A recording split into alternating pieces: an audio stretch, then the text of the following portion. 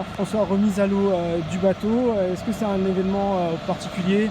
Ah bah oui, c'est quand même toujours important, symbolique, la remise à l'eau des bateaux. C'est la fin d'une phase de chantier qui sont quand même assez longues avec ces bateaux, hein. C'est rapidement plusieurs mois. Ces phases de chantier sont importantes parce que c'est là où on peut progresser et en même temps on est content quand ça se termine parce que la finalité ça reste quand même de naviguer. Et quand le trimaran massif est à l'eau, je trouve qu'il est un peu plus dans son élément que dans un chantier. Donc je suis ravi qu'il puisse être à l'eau. Donc encore là on va mettre le mât, les voiles, là ça va aller assez vite dans les heures qui viennent. Et on va pouvoir ensuite naviguer. Et ça c'est toujours un plaisir de redécouvrir les sensations du vol et de la vitesse sur ces bateaux-là. Ça a été quoi les grandes lignes du chantier? C'est le fiabiliser surtout après les déboires qu'il y a eu sur la route du Rhum? Ouais, ce bateau a été mis à l'eau en 2015, on a énormément travaillé sur la fiabilité jusqu'en 2017, jusqu'au Tour du Monde, en 42 jours, donc c'était une belle réussite.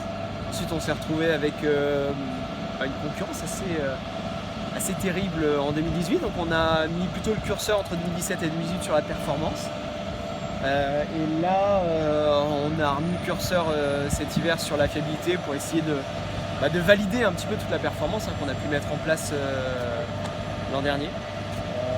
C'est le maître mot, c'est vraiment la fiabilité pour essayer d'être capable de tenir des vitesses élevées comme on savait le faire l'an dernier, mais essayer d'être capable de les tenir le plus longtemps possible. Dans l'objectif d'une course, Brest-Atlantique à la fin de l'année, c'est une course qui est quand même très longue. On va traverser l'Atlantique à 3 reprises quasiment. On part de Brest le 3 novembre, on va donc à Rio en Brésil, et ensuite à Cap Town en Afrique du Sud, et on revient à Brest, donc ça fait un grand triangle atlantique sur une course qui est longue. Et voilà, il faut être capable d'aller vite sur l'ensemble de cette course, et c'est l'objectif de cette année. Tu as fait du Flying Phantom cet hiver. Qu'est-ce que ça t'apporte? Est-ce que tu peux expliquer aux gens déjà ce que c'est et ce que ça peut t'apporter par rapport à la voile avec ce trimaran? C'est vrai qu'avec ces bateaux qui ont des chantiers qui sont assez longs, moi je suis marin, donc une partie de mon métier de marin c'est d'être avec mon équipe pour améliorer le bateau, d'être avec mon sponsor. On a pas mal, une grosse partie de notre boulot qui se fait à terre. Mais pendant ces périodes de chantier, il faut que je continue à naviguer, donc j'ai navigué sur un Flying Phantom, c'est un petit catamaran qui est beaucoup plus petit, qui est peut-être 7-8 fois plus petit que ce bateau-là, mais qui vole, qui a des foils comme sur le grand bateau, donc un peu le même fonctionnement.